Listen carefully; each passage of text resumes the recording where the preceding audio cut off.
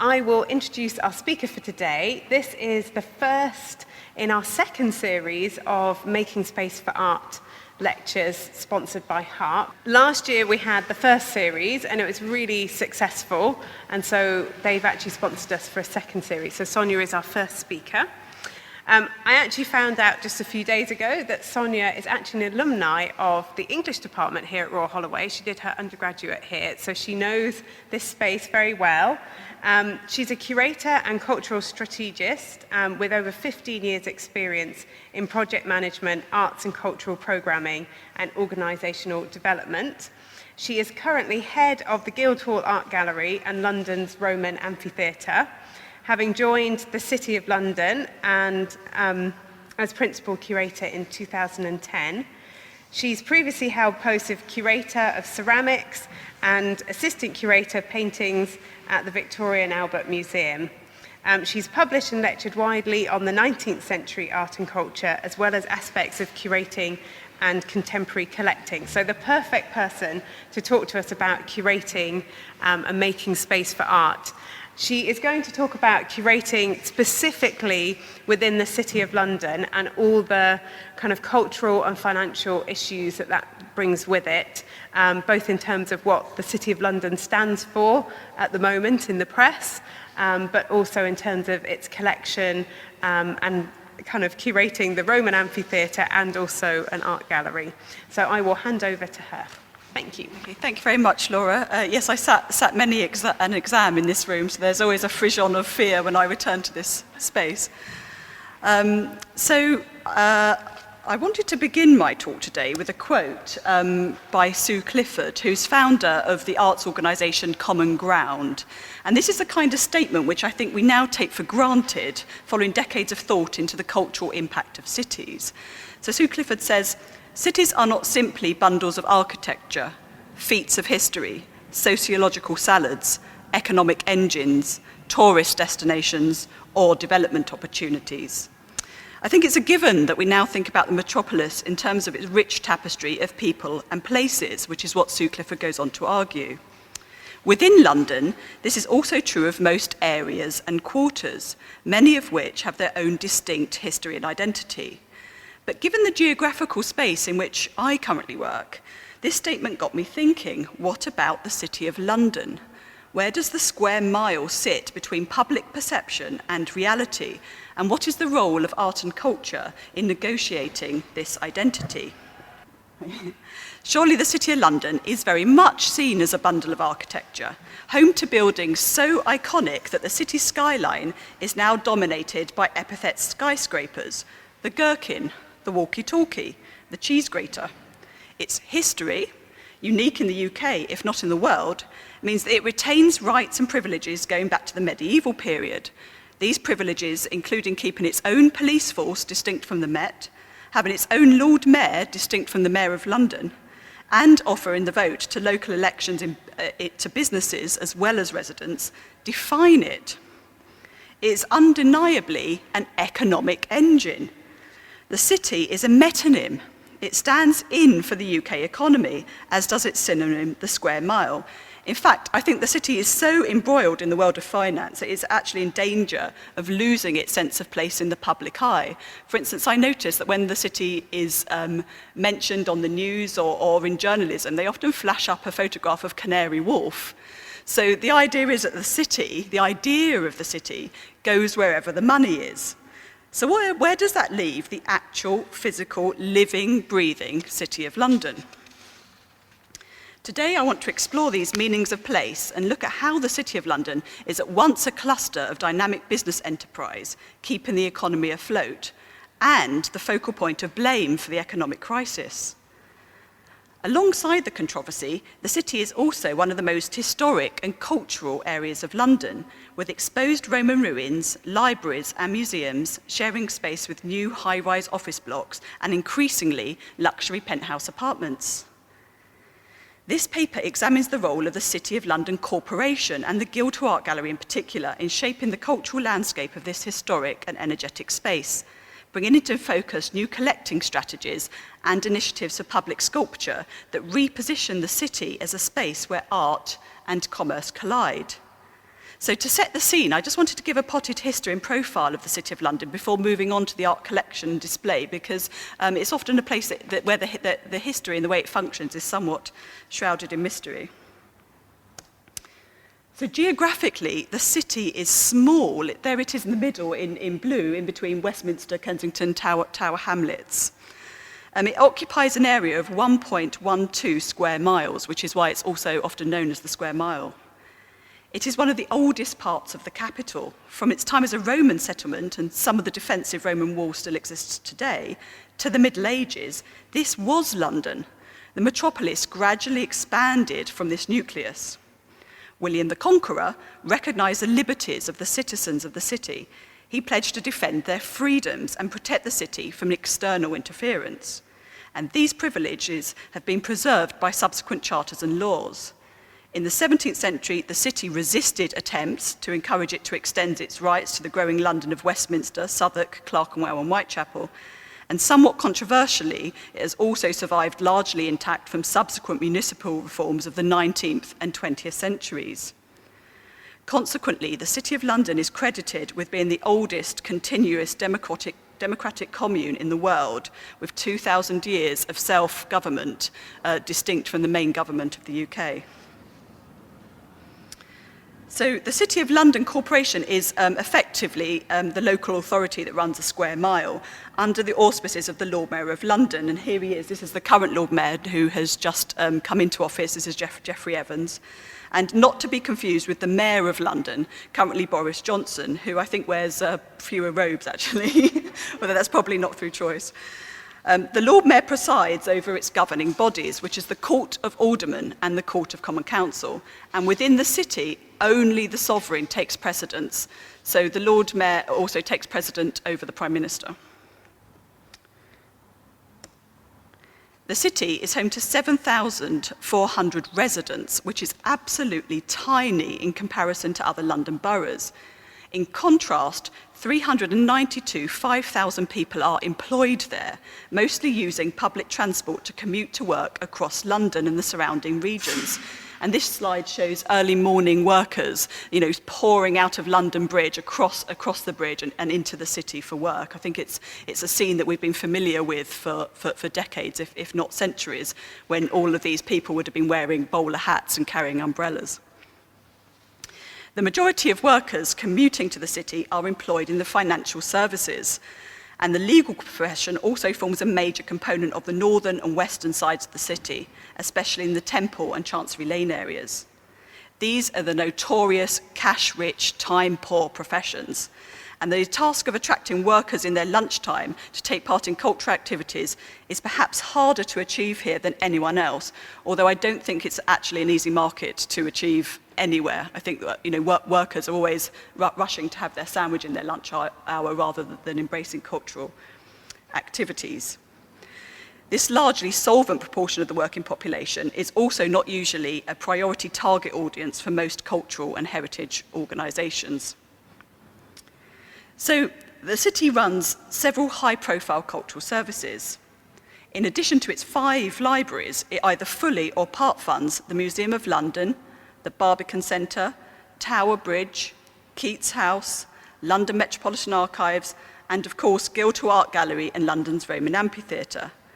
Of these, only the Barbican Centre, the Museum of London and Guildhall Art Gallery are located squarely within the footprint of the City of London. All the others are beyond the square mile. And I want to focus on the latter, Guildhall Art Gallery, not least because of its somewhat unique remit. So there it is, if anyone hasn't been there before. The Guildhall Art Gallery, it's located in the part of the city that's in between Bank, Moorgate and St Paul's. And it houses the City of London's art collection, which is approximately 6,000 works of paintings, drawings and sculpture. These range from scenes of London life, from the 17th century to the present day, to masterpieces of the Victorian period. The gallery's collections are mainly displayed at the main site in Guildhall, but are also spread across the city at other sites, including Mansion House, which is the Lord Mayor's residence, and the Old Bailey. An art gallery has existed on the site since 1886. The original gallery was badly damaged in an air raid during the Second World War, and the building that exists today was designed by the architect Richard Gilbert Scott and opened in 1999. During building works of the new gallery, archaeologists discovered the remains of London's Roman amphitheatre, which in its functioning prime would have hosted over 7,000 spectators for gladiatorial combat, circus and theatre performances. And parts of the remains are preserved beneath the gallery and open to the public. The rest of the amphitheatre still lies beneath Guildhall Yard, which is the administrative centre of the City of London.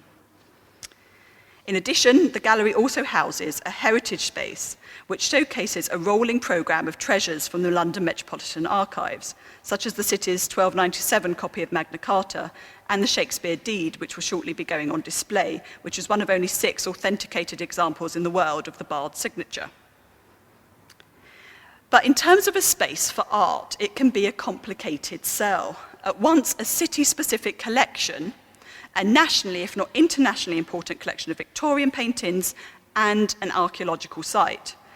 Added to this is the fact that the gallery was also rebuilt in the 90s primarily as a function space for the many state banquets and corporate functions hosted in the adjoining Guildhall every year.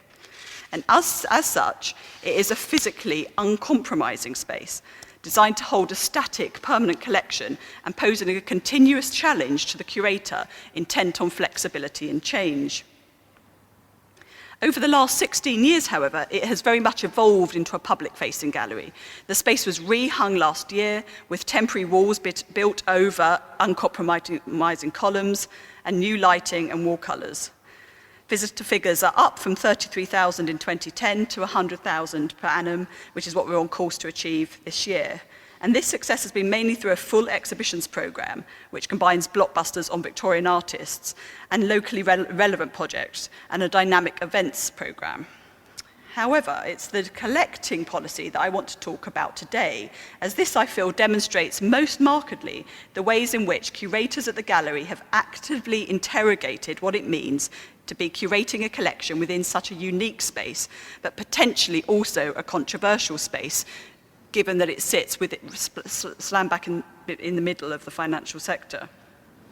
The new policy for collecting and display has been given the title Money, Power, Politics, and focuses on art that addresses some of the more contentious issues associated with the square mile, such as trade and commerce, plenty and progress, boom and bust. Indeed, aside from the Lord Mayor and the Roman history, the thing which many people associate with the City of London is the financial crisis. This is mainly due to the fact that, as I've mentioned, the city is a metonym for the financial services, and because it does indeed house the highest concentration of financial service businesses in the UK. I mean, this slide shows headlines from 2008 to 2013, but there's no shortage of examples that I could show. And going back to the idea of how people use the term the city, HSBC actually has its head office in Canary Wharf, which is perhaps a moot point when people are thinking about the crisis. One of the biggest challenges when beginning to address the issue of art and the economy is that art is usually, not always, but usually very visible, visceral even. The economy, by contrast, is perceived to be invisible. In an article for the Financial Times on the 29th of September 2014, the Labour peer and academic Maurice Glassman made the statement of the City of London Corporation, invisible earnings, invisible power. This is a comment echoed in the introduction to Show Me the Money by Paul Crosswaite, Peter Knight and Nicky Marsh, an AHRC-funded research project and exhibition into the culture of the market network based at Manchester University. They said, the failures in the global financial system that occurred in 2008 were experienced as a crisis because they were confusing and chaotic. Financial processes are often difficult to see, not in spite of, but because of their vast size. Some of the questions, therefore, that form the nucleus of our thinking around the new collecting policy at Guildhall was how to make the invisible visible. How could art be used to negotiate the sense of chaos and confusion experienced by the public in relation to the economy? What does it mean to curate a collection in this locality? Is the art gallery the appropriate forum in which the City of London Corporation, notoriously defensive of its position as the authority of the square mile, could open up about the negative connotations of the area? And also, crucially, was it appropriate for curators of the gallery to begin to explore subject matter that was uncomfortable for its paymasters and large sections of the local audience? I'm not saying that we have all the answers yet, or that having the answers is even possible or desirable, but we do have a plan. First, curators looked at the historic collection and thought about how re-examining these pre-crash paintings post-crash could shed new light on the works and open up debate about the contemporary climate. We have selected and displays works within the gallery that mix style and period in a hang that takes money, power, politics as its theme. In order to keep our focus tight, we wanted to explore works that suggested money, power, politics, and were keen to avoid attempting to tell the history of the UK economy through images. Therefore, illustrative works are interspersed with more suggestive works, and for the time being, we've avoided peppering the walls with Hogarthian prints of the South Sea bubble and works that are more journalistic. Secondly, we wanted to avoid altogether Baudrillardian discussions about the relationship of the art market to the economy, such as through patronage, auction house results linked to the stock market, etc., etc. And this would complicate the dynamic, and so we haven't ventured to address this in the way in which the art is presented. So to pick out a few examples of what we have selected, first up is Niels Mollerlund's The Heart of Empire from 1904, and this is really it's a dreamy view of London, and I think it's when you know the title that it gives it a different spin. As art historian Ian Black has pointed out in his article, Rebuilding the Heart of Empire, Bank Headquarters in the City of London, 1919 to 1913, this painting is a landscape of power, and it was commissioned by a member of the City of London, which again, the commissioning process perhaps gives us another way of looking at it. The Heart of Empire embodies all the optimism and pride of the young 20th century, and refers to the City of London as the centre of the world economy. This view looks west across the thriving city from the roof of the Royal Exchange, with Mansion House on the left-hand side and the Bank of England visible in the bottom right-hand corner. The golden glow which the artist has given this work suggests a romanticism around both the idea of empire and particularly the economy that was arguably left behind in the 19th century. Interestingly also, in terms of the contemporary spin, the very idea of empire has been redefined in recent years, not least in Hart and Negri, by Hart and Negri in their controversial book Empire, published in 2000, which repositions globalism as the new postmodern empire in a move away from the historic model of nation states. Secondly, there's Brendan Neelan's Broadgate Reflections from 1989. Broadgate is a 32-acre office and retail estate in the City of London and the largest office development in the capital until the arrival of Canary Wharf in the early 90s. The Broadgate complex is seen by many as embodying the loads of money culture of the Thatcher era. The building featured in this painting is composed mainly of glass and steel. Materials used across the rest of the complex include high-grade Portland stone and polished pinkish granite, which recalls the architecture of earlier financial buildings such as the Bank of England and the Royal Exchange. This painting derives its abstract imagery from reflections and shadows cast by the steel and glass of the new buildings, and we included it in the new hang because we felt that it addresses the structures of money and power as close as we can actually get to that idea of structure. Square mile architecture is in many ways the casing around the invisible economy, possibly one example of the intangible made tangible. The very title of this work, Reflections, encourages thought. Next up is Roderick Jordan's The Stock Exchange London, about 1966, and this was very much a forgotten painting down in the stores, very rarely displayed until we started to think about the idea of money, power, politics. It is one of the most illustrative works in the selection. The London Stock Exchange is a centre of financial trading. It's located in the City of London. And Jordan depicts the iconic hustle and bustle of the trading floor as it appeared in the mid-1960s when business was booming. The Stock Exchange, of course, had its origins in London's 18th century coffee houses. In particular, traders and stock jobbers would gather in coffee houses around the Royal Exchange to find out international trade news brought there from the docks and merchants. This eventually consolidated into a building known as the actual Stock Exchange in 1773. This, and bear with me with this history, relocated in 1801 to the building depicted in this painting in Capel Court, which has now been demolished. In 1967, so just after this painting was painting as a commemoration, work began on new accommodation, and in 1972, the Stock Exchange moved to larger premises in 125 Broad Street.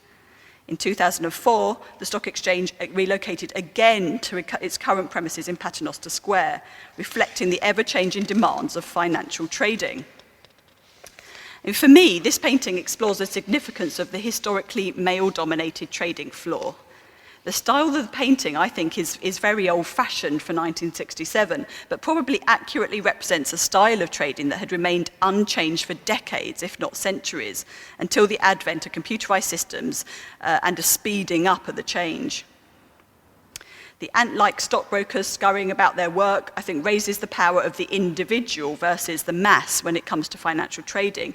And subsequently, post this painting, I think it brings to mind the role of rogue traders like Nick Leeson, who was involved in the downfall of Barings Bank back in 1995, and which really highlighted how the rise and the fall of the economy, invisible and vast as it is, can rest on the conduct of one person. Finally, from the historic collection, I wanted to point out this painting by William Logsdale, the 9th of November, 1888. And going back to what I was saying about the Lord Mayor of London, he comes into office in November every year, on the 9th of November, traditionally, and there's usually a Lord Mayor show. So we've just had the Lord Mayor show this year, and this painting portrays the Lord Mayor show from 1888. What's interesting about it is I think this is where the power and the politics comes into the theme, because we're looking here at how the centre of governance actually operates within the City of London and the role of pomp and ceremony in reinforcing that power. The James Whitehead, who was the Lord Mayor who is actually in the coach here, wanted a low-key affair that year because he wanted to donate the money that he'd saved for meals in the workhouses. But I don't think you'd necessarily know it from the opulence of this parade. There he is in the gold carriage with gold livery leading the way. The people that Logsdale has depicted in this are incredibly accurate, I think, and detailed portrayals of all the different types of characters one gets in London at the time. So you see sort of a young boy stealing oranges from a lady's basket, and a very upright figure in military uniform at the back there. What's particularly interesting in terms of how the public perceive money, power, politics is that whenever I'm talking about this particular picture, I've had several members of the public point out that on the morning of the 9th of November, when Logsdale set up his crow's nest in order to paint this painting, just down the road, 10 minutes walk, police were discovering the last body, the final victim of Jack the Ripper, Mary Kelly. And I think for the public, that fact, which I was unaware of, and obviously sensationalism around that Jack the Ripper has become particularly controversial at the moment with the new Jack the Ripper museum. That fact about the rich and the poor and the city and its juxtaposition perhaps to Tower Hamlets is particularly important and relevant. So our thinking about the historic collection, of course, kick-started our contemporary acquisition activity. And we wanted to focus on these same themes of money, power, politics in order to add to the collection. The first acquisition made through this policy was Mark Titchener's Plenty in Progress, which dates to 2012 and was made possible through the Art Fund and the Friends of Guildhall Art Gallery. Now, Titchener's work presents, through the use of text and design, concepts and ideologies which encourage the viewer to form their own conclusions. Plenty in Progress is a thought-provoking statement, but I think non-committal, neither obviously for nor against. As such, it sets the tone for open discussion. Titchener's texts are taken from sources as diverse as Victorian socialist writings, such as that of William Morris, to contemporary self-help mantras. And he never particularly identifies which slogan is from which text, because that almost doesn't matter to him in the public's interpretation of his work. Presented as slogans, though, they are immediate and attention-grabbing, and set against this ornamental backdrop, they also appear timeless. In the case of Plenty of Progress, almost heraldic. So as a first sort of contemporary acquisition for us, I think this was key, that it kind of fit in with the aesthetic of the City of London, especially with that you can't see it so well in this image, but it's red lacquered on the back of the stainless steel. The polished stainless steel, I think, also recalls Neelan's Broadgate Reflections, the painting which we saw earlier. And I think that in many ways, although this wasn't how I sold it to the city, I mean, this for me, it epitomises the City of London Corporation, which in some ways is thrusting and forward-looking, and in other ways staid and traditional. Another acquisition, in early 2015, we acquired 4 works by Polly Braden from her London Square Mile series. And the selection that we chose represents both the hustle and bustle and the quiet moments of London's financial district. Just looking through there, there's Paternoster Square with a single figure walking against very stark architecture. Oops. The G20 riots, which were located predominantly in the city in 2009 and notoriously set up camp around St Paul's Cathedral. And the London Metal Exchange of 2012.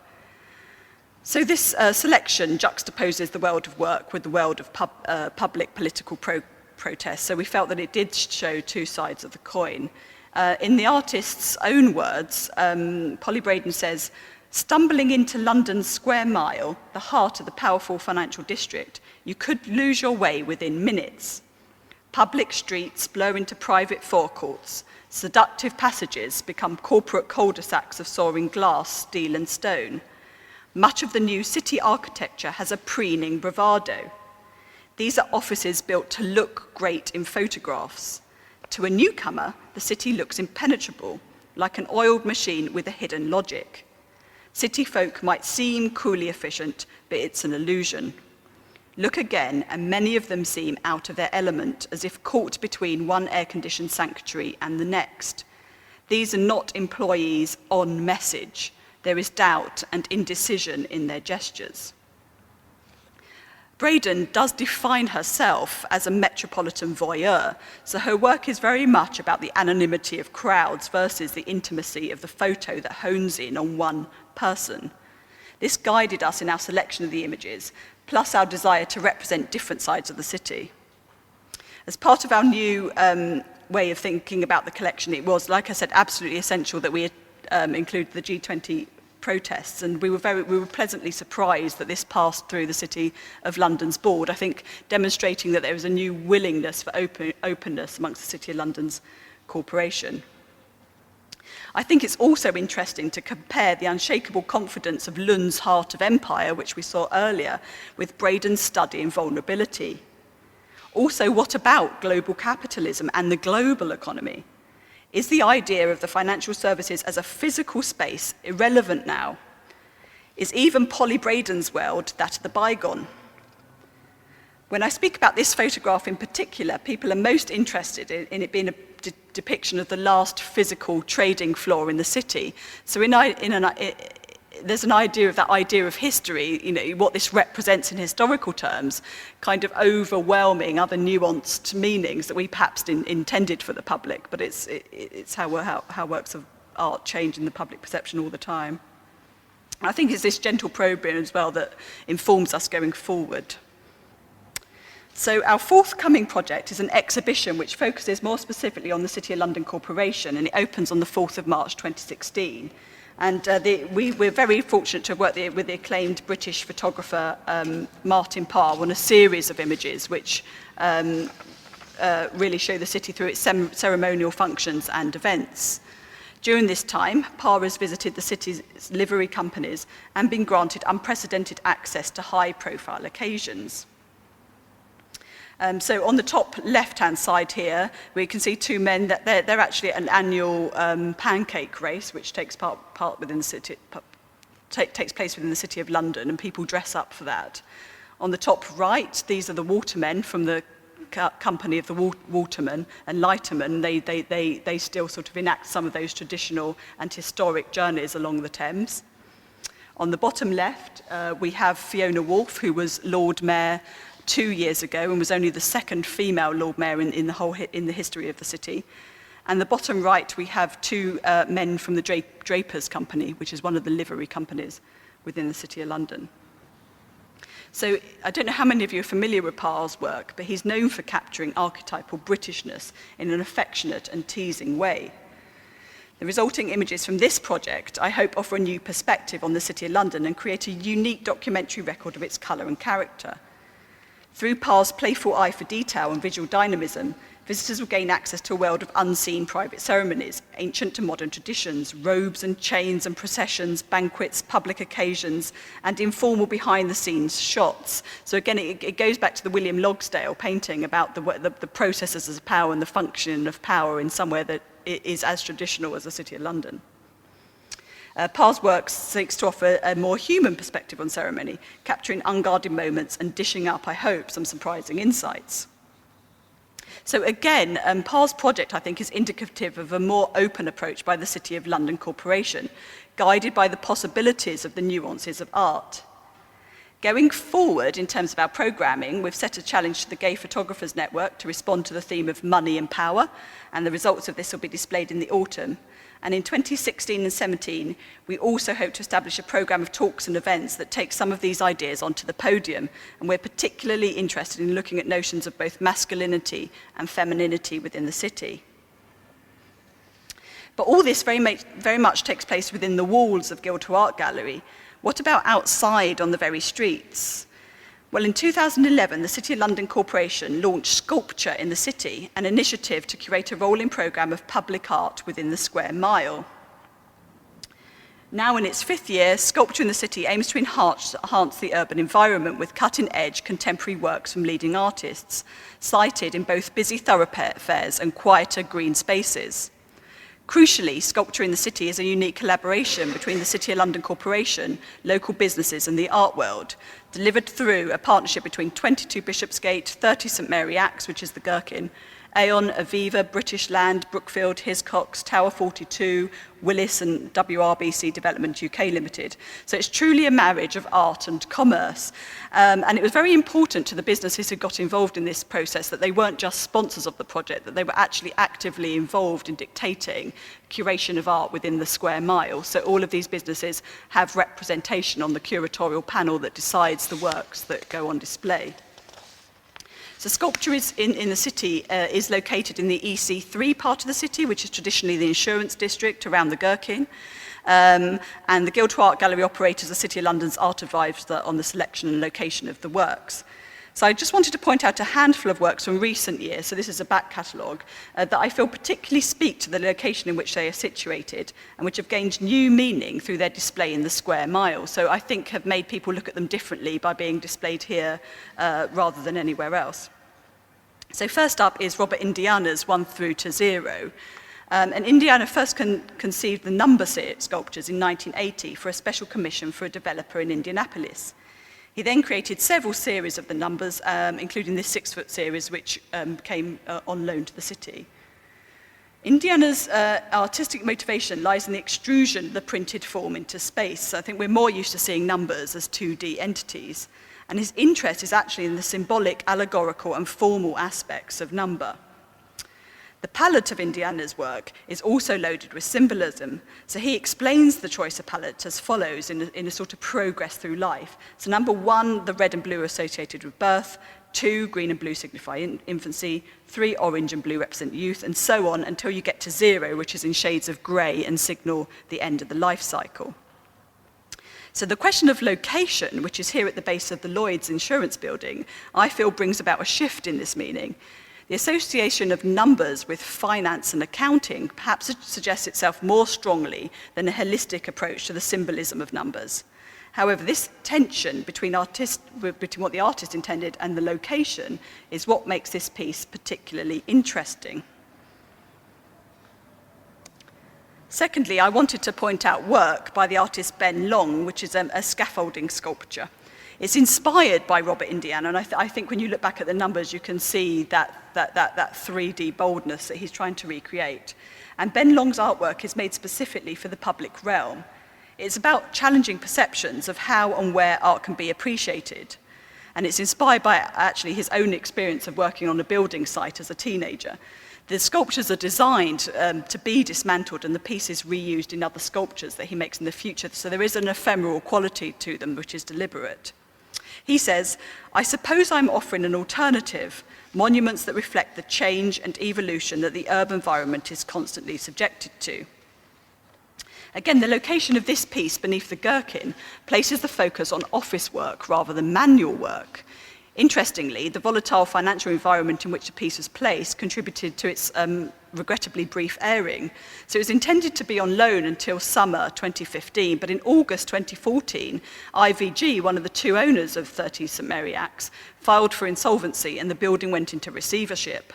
The work scaffolding sculpture was subsequently removed at the request of the receivers, and it only actually stood there for 9 weeks.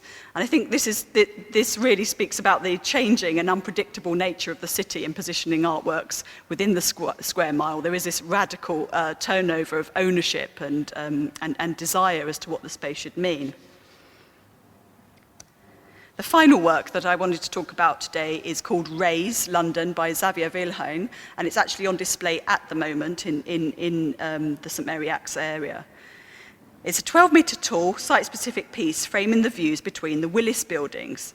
And Wilhelm's vision is to capture views recently opened up by construction work.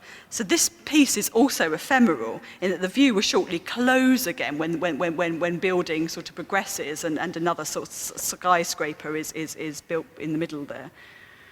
And so the experience of this work in this particular location will be lost. It's a sort of one-off chance to see it here and now, and then it will move on somewhere else. For me then, this work epitomizes the idea of making space for art within the square mile.